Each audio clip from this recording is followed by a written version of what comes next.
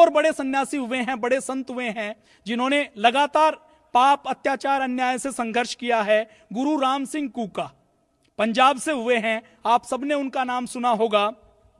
पंजाब के लुधियाना के भैणी गांव में उनका जन्म हुआ।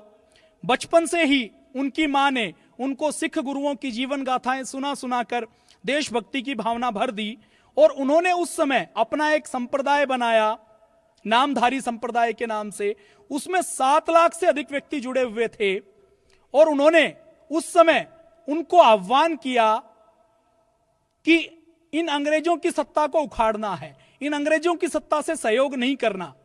और उन्होंने जो आह्वान किया उसको कूक कहा जाता है, जैसे कोयल बोलती है उसको कूक कहते हैं, ऐसे उन्होंने कूक दी, आह्वान किया कि अंग्रेजों को देश के बाहर भगाना है, भारत माता को बचाना है। तो उनके नाम के आगे जुड़ा कूका। तो उन्होंने कौन कौन सी मांग की थी? समाज सुधार तो उन्होंने किया ही, उन्होंने अपने पूरे पंथ में शराब का सेवन करना, चोरी करना, व्याभिचार करना, मांस खाना, ब्याज पर पैसे देना और ब्याज पर पैसे लेना, कन्या का वध करना, दहेज प्रथा बंद करना, माताओं बहनों को खरीदा जाना, बेचा जाना बंद करना, ये तो किया ही किया। अपने शिष्यों के लिए एक और नियमावली बनाई।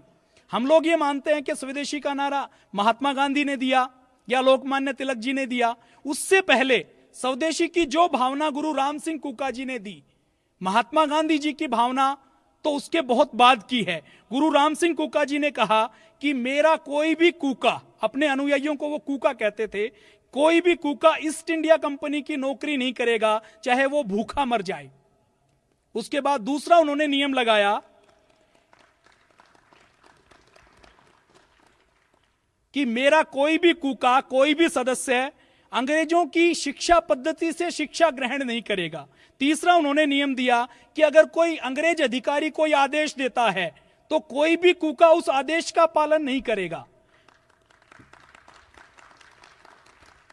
महात्मा गांधी से कई साल पहले, लगभग 40 से 50 साल पहले, उन्होंने कहा कि विदेशी वस्त्रों, लंकाशायर और मैनचेस्टर की जो विदेशी मिलों में बने हुए हैं वो वस्त्र कोई नहीं पहनेगा, केवल खादी के कपड़े पहनेंगे। आज भी पंजाब में जो नामधारी संप्रदाय है वो खादी की बनी हुई पगड़ी बांधता है, खादी के वस्त्र ही पहनता है। और उस समय उन्होंने कहा कि हम अंग्रेजों के डाक खाने में कोई चिट्ठी नहीं डालेंगे, अंग्रेजों की तार व्यवस्था से कोई तार नहीं देंगे, अंग्रेजों का लगाया हुआ नल अगर कहीं मिल जाता और किसी कूका को प्यास भी लगी है तो अंग्रेजों के बनाए हुए नल से पानी नहीं पिएंगे। ऐसे नियम गुरु राम सिंह कूका जी ने बनाए।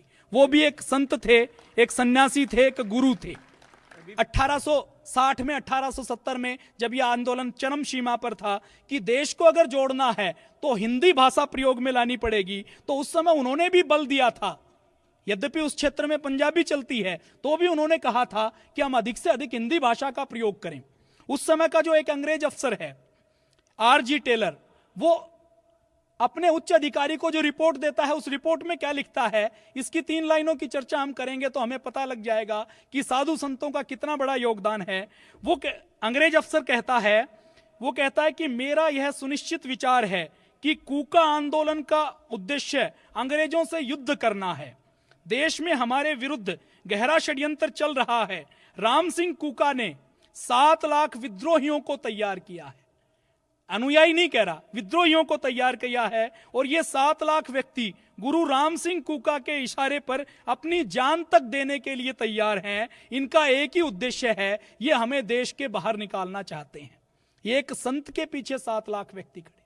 आज अगर हिंदुस्तान की बात करें तो 11 लाख की सेना है, माना आज के हिंदुस्तान की जितनी सेना है उससे लगभग आधे एक संत ने, एक सन्यासी ने खड़े किए थे, तैयार किए थे।